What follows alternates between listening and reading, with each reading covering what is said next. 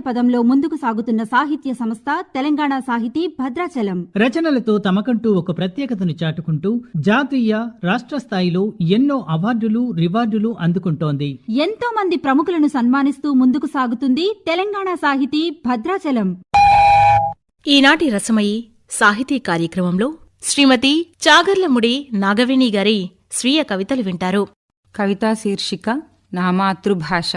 నా తెలుగు భాషా కీర్తి సాహిత్య జగతికి చైతన్య దీప్తి. నా తెలుగు భాషా కీర్తి సాహిత్య జగతికి చైతన్య దీప్తి. ఆ అనే అక్షరంలో ఉంది అమ్మఒడి. ఆ అనే అక్షరంతో మొదలైంది మనబడి. తడబడు బుడుబుడి అడుగులతో వడివడిగా పలక ఒకచేతబట్టి, శుద్ధ ఒకచేతపట్టి చేరాము మాతృభాషమ తల్లి కౌగిట తొలి తెలివి నేర్పమని. తడబడు బుడుబుడి అడుగులతో వడివడిగా పలక ఒకచేతబట్టి, శుద్ధ ఒకచేతబట్టి చేరాము మాతృభాషమ తల్లి కౌగిట తొలి తెలివి నేర్పమని. ఆ అంటే అమ్మా అని చదివాము ఎంతో ఇష్టపడి. ఆ అంటే అమ్మా అని చదివాము ఎంతో ఇష్టపడి. అమ్మ భాషే కదా మమత పంచిన గుడి. అమ్మ భాషే కదా మమత పంచిన గుడి. నేర్పలేదా మనకు చక్కనైన నడవడి. నేర్పలేదా మనకు చక్కనైన నడవడి.